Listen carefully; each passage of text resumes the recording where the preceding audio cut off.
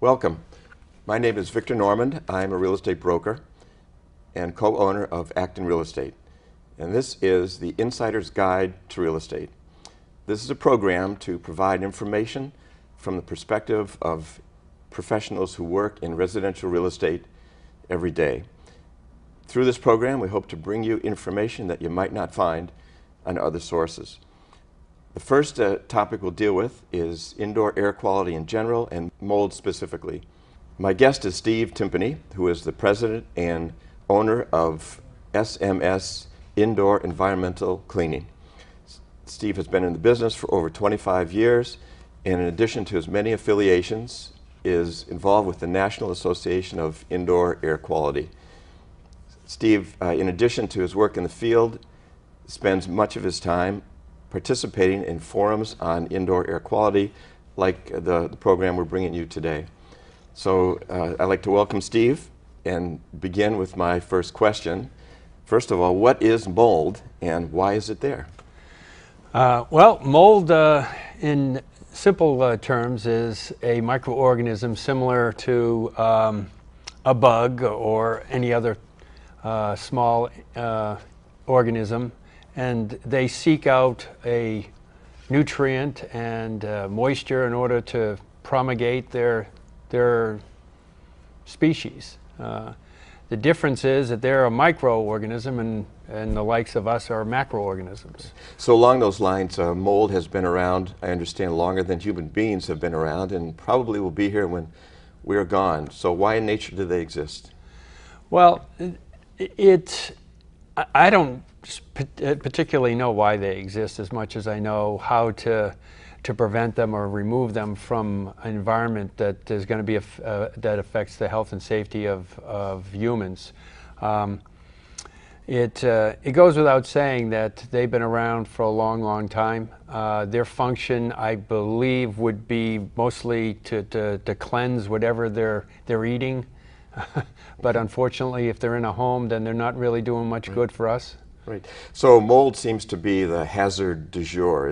Why is it such a recent condition? Does it have anything to do with the way we build homes today, or is it just that we're more aware of the hazard? Well, that's a tricky question.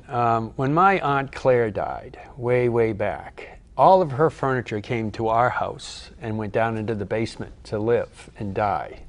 And as a result of that, we live in a very high water table area, and water would come in the bulkhead and draft up through the concrete floor.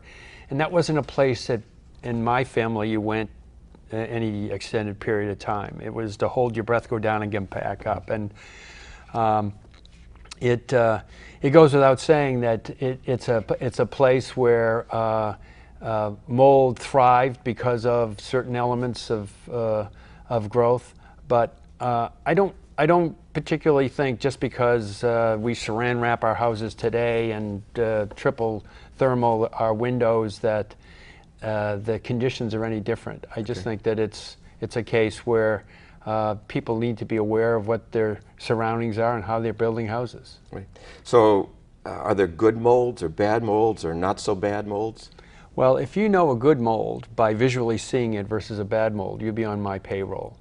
I think that the important thing to realize is if you're visually able to see or smell mold, there is a presence there and it needs to be dealt with. Okay. How bad is a bad mold? What kinds of things happen? Well, I read recently in a journal, in a trade journal, where they estimate that there is 450,000 deaths per year associated with infections due to mold. And that varies from everything from upper respiratory conditions to neurological effects of mold on the human body. So mold can have dramatic effects on the health and welfare of a human being. So who's most likely to be affected by mold? Well, right away, I would say infants, toddlers that are lower to the ground, that are perhaps breathing more closer to the source, typically, of where mold is, as well as elderly people that are breathing more air weight. They're demanding more air weight into their lungs, so consequently, they're going to breathe whatever's in the air. So those are the two major areas. Okay. So I've heard the expression that there really is no mold problem, there's only a moisture problem. What's that all about?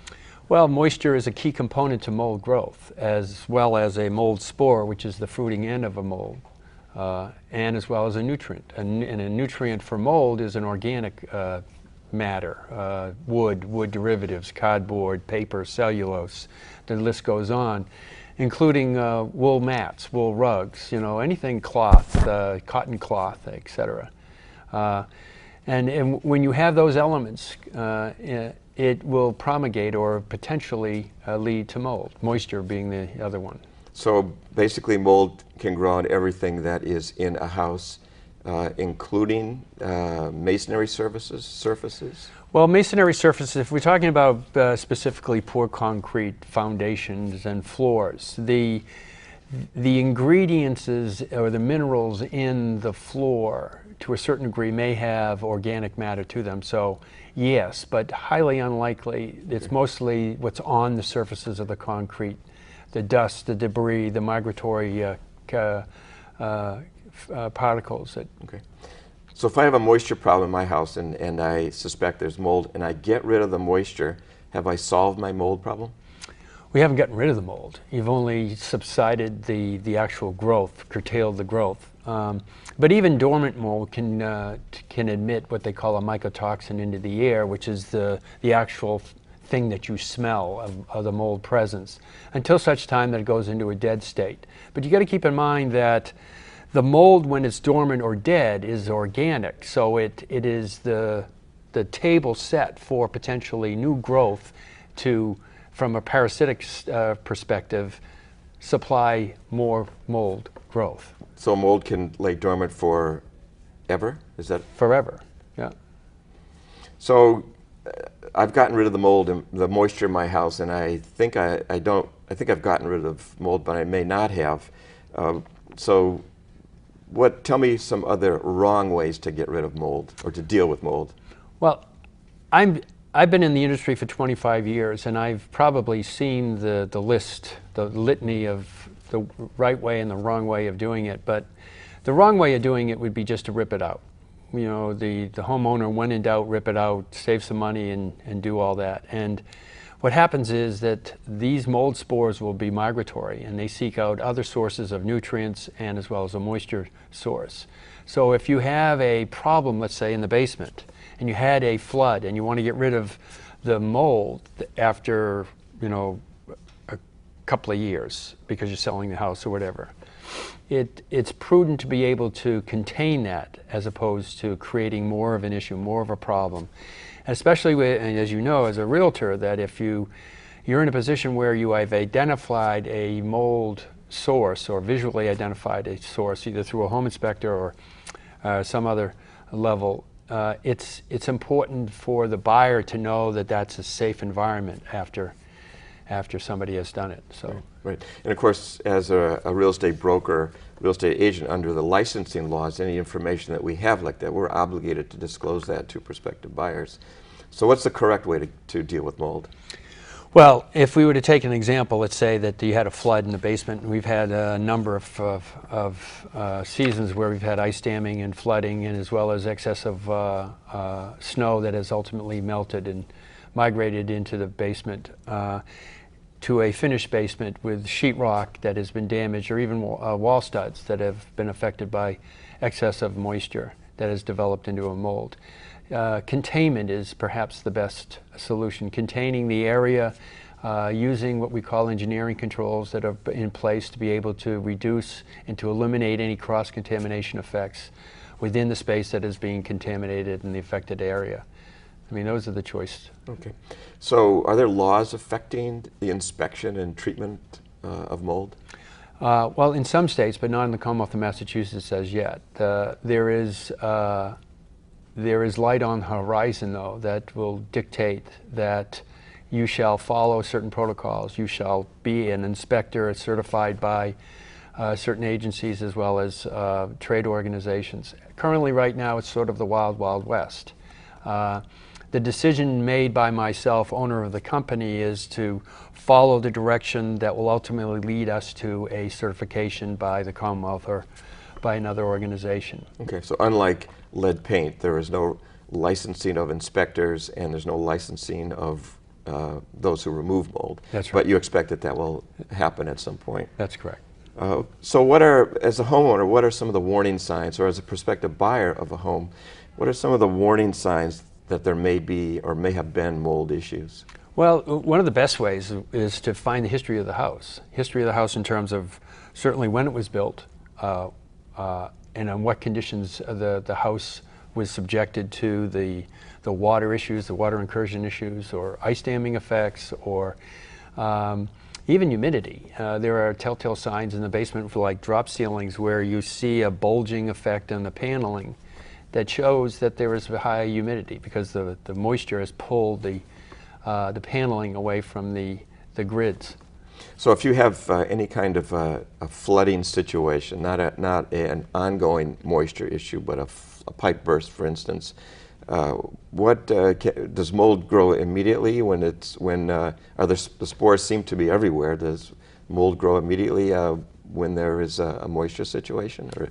Well, let me just back up. There's four major key components to mold growth. There is the spore, which is essentially the fruiting end of a mold growth. It's sort of like the chicken and the egg. So from the perspective of this example, a migratory spore is seeking out a nutrient source, which would be, as I mentioned before, a organic substrate, whether it's wood, derivatives of wood, etc. And then there's the third area, which is moisture. And moisture can come in the form of a liquid or humidity or a little bit of both. And the fourth area is time. Within a 48-hour period of time, if the nutrient is supplied and the moisture is there and migratory spores are forever all around us anyways, then you have potential mold growth. You may not visually identify it until sometime further, but in 48 hours, you can be assured that if you have those three components, that time will tell and give you mold. So dealing with the moisture, cleaning up the water is the first step. What else can a homeowner do to in an emergency situation to deal with mold? Well, I think it's important to be able to consult with not only an indoor environmental professional, but also an emergency response team that's able to get the water out. When and if you ever see a fire, you also see on the sidelines a water restoration company waiting for the sign by the police, the fire chief, to go into the property to get rid of the water. It's one of the requirements the insurance company dictates is to get rid of the water so there's no more further residual effects. So you mentioned home inspectors are the ones who identify a mold situation where a homeowner or a prospective buyer may not be aware of it, like for instance in an attic area. Mm-hmm. How are they trained to identify mold? Are you talking about the home inspector? Inspectors. Well, the home inspector has a lot on his belt to begin with. So to identify certainly and definitively, it's not their responsibility. It's mostly a visual inspection, looks like, talks like, but it may not be, but you have to, he defers it to the likes of ourselves or like us. So every discoloration may not necessarily be a mold situation. No, it's not, and I have a funny story about that too. Well, I'd like to ask you, tell us an extreme situation that you may have dealt with respect to mold remediation.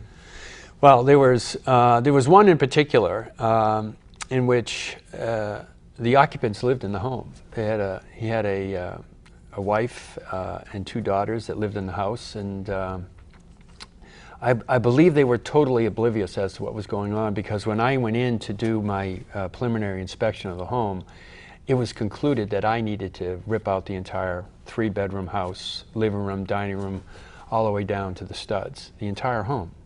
It was a flat roof, modern type of house built in the 80s with no repair at all to the home in 30, 35 years. It ultimately ended up to where we gutted out the entire house and all the windows were replaced because most of the water had come in around the non-flashed windows and doors. So it could have been a tear down, but the house was valued on the property and the structure itself. It's hard to imagine a situation could get that bad, but if there's a continual supply of moisture, that's what I'm hearing is that you could have a bad situation like that. So what are some of the creative ways folks have tried to disguise a mold situation that you've run across? Well, I think there's a variety of different ones that I could choose from. But if I was to take at least one, I would say that the hire contractor of choice that may not necessarily know what he's doing to go to the Benjamin Moore paint store and just get some white paint to spray over the apparent mold growth, let's say on a roof sheathing or on a wall stud to cover it up. And if you put enough paint on the surface and it dries, you're going to be able to run a long time before somebody catches up to you. And so that's one of the creative ways of doing it. All right. So how does a home buyer deal with it? How do they? What might them? Why might they suspect that this cover-up has taken place? Well, when I go into a home inspection for mold specifically, and I do that, is to look for new work done to the home. You know, is there a sheetrock that has been replaced in the basement, let's say, and why? And where all the rest of the walls are original. It's a telltale sign. So anything that is new relative to a relatively older home is a telltale sign for me to ask questions. Okay. So a prospective home buyer or a homeowner has hired you to deal with the mold situation. Is there a warranty? How can they be sure, since mold has this invisible component to it, how can they be sure that the mold is gone and won't come back? Well, if we were to take, let's say, the phenomenon of mold in the attic, on the roof sheathing on the under part of the roof, if we were to clean it, our protocols are that we don't cover it up with anything but clear-coated inhibitor. It's a way in which for us to be legitimate, but it also is a way in which to identify any regrowth if in fact there is any. And we're not infallible, and there are occasions when we have to go back and do it. Okay. Final question, what's the best advice you can give a homeowner with respect to mold? I'd say that to be more aware of what's going on in the home. If you're a prospective buyer, to be aware of the history of the home, its faults relative to a building perspective, what kind of materials they were using at the time of the build. From a homeowner in general, whether it's selling or whether they're going to live in there for the rest of their lives, I think it's water management, off the roof, down the gutters, if there is gutters. Some geographic areas don't even allow gutters on their homes. So you have to be careful that the water doesn't saturate the exterior side of the foundation of the house, because that migration and diffusion effects can go into the basement, into a crawl space. This is the crawl space haven of the world, it seems like, New England. And problems can associate with that unless you have to be more aware of what's going on. So out of sight, out of mind is not good advice. No, it isn't. No. Well, Steve, thank you very much for joining us today, and we appreciate your participation. And that's our show for today. If you have questions, follow-up questions, we'd be happy to receive them and respond to them. Please join us next time for the Insider's Guide to Real Estate.